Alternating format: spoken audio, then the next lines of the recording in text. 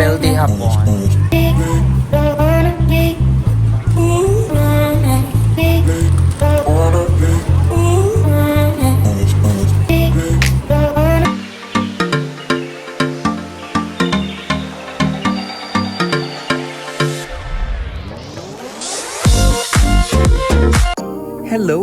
Hello guys! So welcome back to our vlog.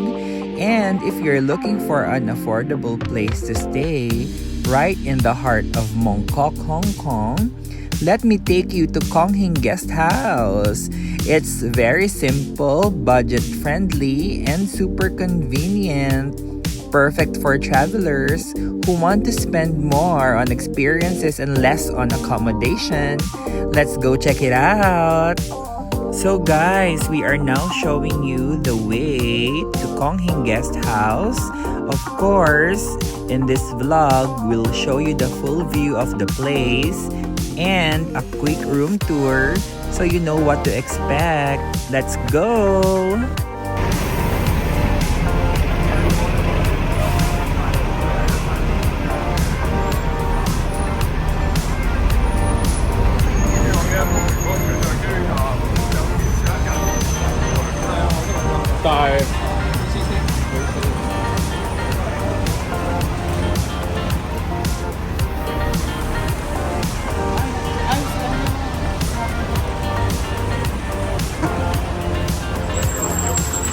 Si Sakuragi.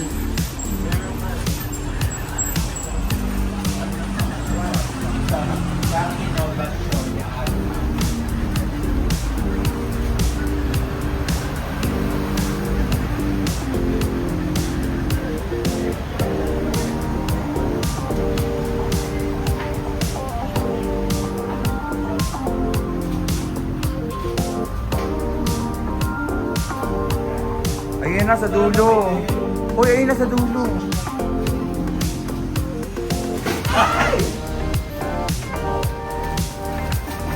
Nabasa ng sige. Ten.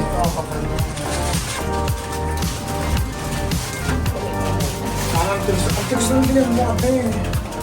Wow, sa'yo ha? Ano po itong akin yung tigas. Yung ano yan yung spray. Ay, wala.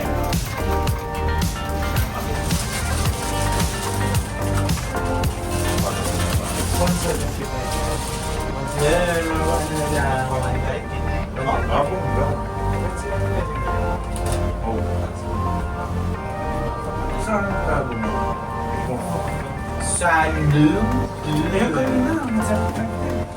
Maliit lang yon yung kay Ate Tony. Ate, 168 yung malaki. Liar.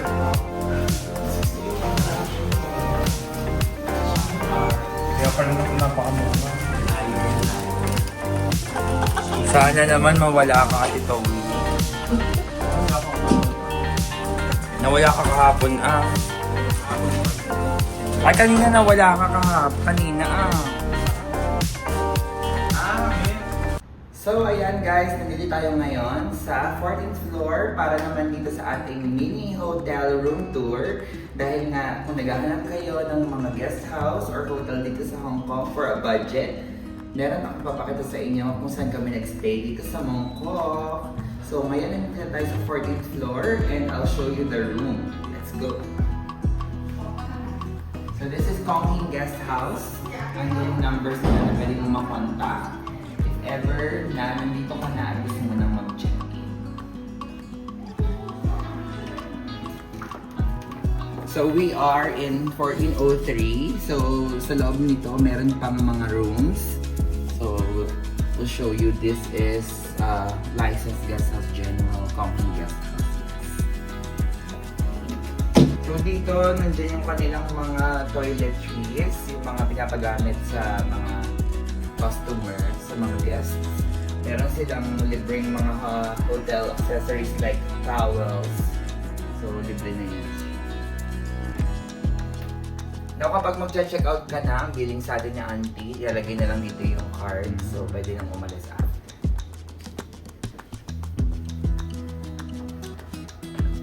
They also provide microwave oven. So kung bibili ka ng food sa labas, pwede ka nang maglagay dito ng painit. Pwede ka rin maglagay ng mga drinks mo na gusto mong palamigin sa kanilang mini refrigerator.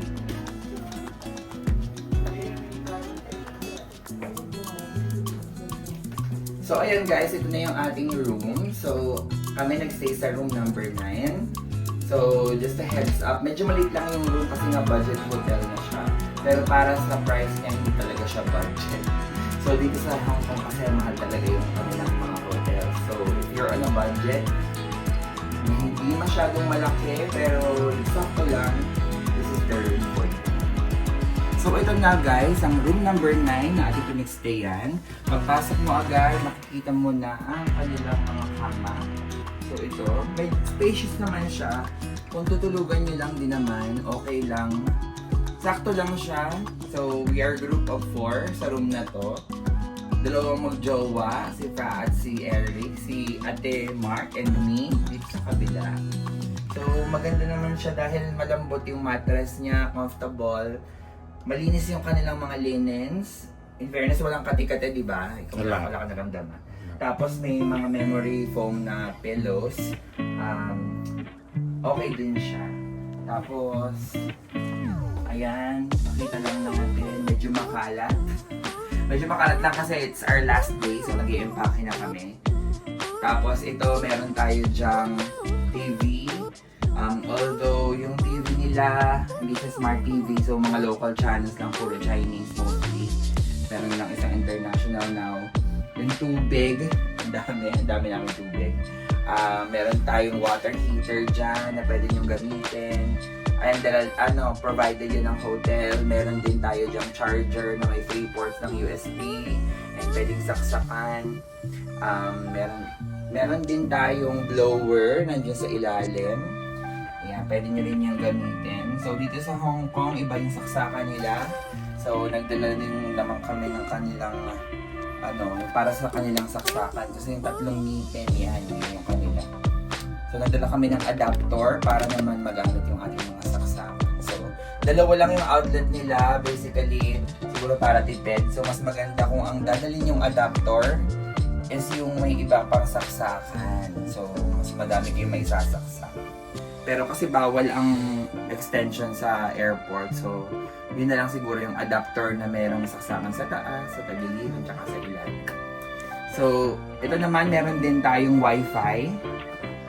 Yung wifi naman nila, hindi namin nagamit kasi nagamit kami ng data. Gumamit kami ng eSIM from Klook kasi gusto namin mag-TikTok. Kahit hindi na kami nakapag-TikTok this whole trip. Ayan. So, meron pa ditong lagayan ng inyong mga damit, kung gusto mong isabit. Although, palit lang yung space kasi, so hindi nyo maibubukang-kang yung inyong mga maleta. The usual na ginagawa nyo sa inyong mga maleta. So kami dito, napakadami namin nabiling mga tubig. Kasi ang tubig, syempre essential yan dahil lakad ka ng lakad dito sa Hong Kong. So ang tip ko sa tubig, huwag ka bibili sa 7-Eleven at saka sa Kmart katulad ng ginawa namin. Ang mahal ng tubig, $12 to $15 ang tubig. Pero sa supermarket, $5 lang pala. Napakamura, ang laki nang naimura. Kaso nga lang, natuklasan namin siya ng last day na. Yun nga lang, kung hindi ka talaga mag-supermarket, hindi ka makakamura. Although merong mas mura doon sa mga street, yung mga maliliit na tindahan doon. Katulad ng binili ko kahapon na ganito, ayan ito. Ito ay $9 kapag malamig, $8 kapag mainit. Pero ito, ang bili namin ay parang $13. So, sayang din yun. Sayang din siya kung araw-araw ang bibili. Okay, so next naman, pakita ko lang yung view dito sa ano. Ito yung itsura ng labas. Ayan, so kapag nandiyan ka sa view na yan, or sa room na to, makikita mo yung view sa labas.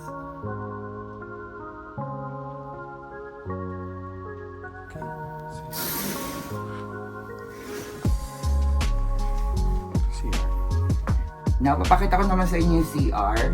Actually, ito agad ang makikita niya sa kanan. medyo maliit siya, or actually maliit talaga siya. Pero pwede na. Alam mo yun, yung pwede na. So, sliding door siya. Tapos, hindi na ako papasok kasi baka hindi nyo nakakita. So, dito sa CR na to, meron lang siyang isang toilet bowl, tapos may lavatory, salamin, tapos may shower, telephone shower.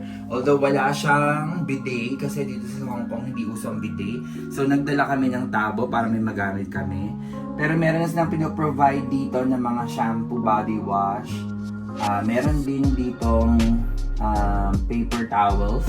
So pwede nyo na yung magamit. Meron din silang toothbrush. Although hindi yata madaming toothbrush. Parang isa lang, no? Isa lang yung na-provide nila. Hindi na ako nakapagtanong kasi may dala naman kami. So okay lang naman din yun. Tapos meron tayo ditong aircon. Medyo napatapat sa amin, naglolo ko yung aircon pero hindi naman mainit na mainit.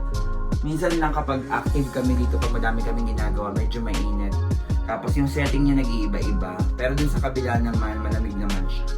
So papakita lang natin saglit kung anong itsura ng kabila dahil we are a group of 8 sa travel na to. So pakita natin. So guys, kung kayo ay mahilig sa shopping, mahilig kayong mamasyal, mga pasalubong, so ina-advise ko na pwede kayong mag-shopping sa Don Donki. Very walking distance lang siya. So magkakatabi na siya doon. Pwede na kayong mag-breakfast sa Cafe de Coral. Mostly yun yung kanilang breakfast. Cafe de Coral and McDo. So magkatabi lang siya doon. So may Don Donki para naman sa mga pasalubong. Malapit din ito pagtawid lang, Longfong Mall, kung saan mura mga perfume, and di mga pangpahe, panghaplas, mga sabon, mga chicheria, na mga special dito sa Hong Kong. Also malapit din ito sa mga Giordano, Bossini, Baleno. So yun yung mga brands na meron dito sa Hong Kong. So ayan, ito naman ang pangalawang room na aming inoccupy, ang group number 2 ng mga sweet mama and sweet papa. So, 4 din sila here. So, let's go.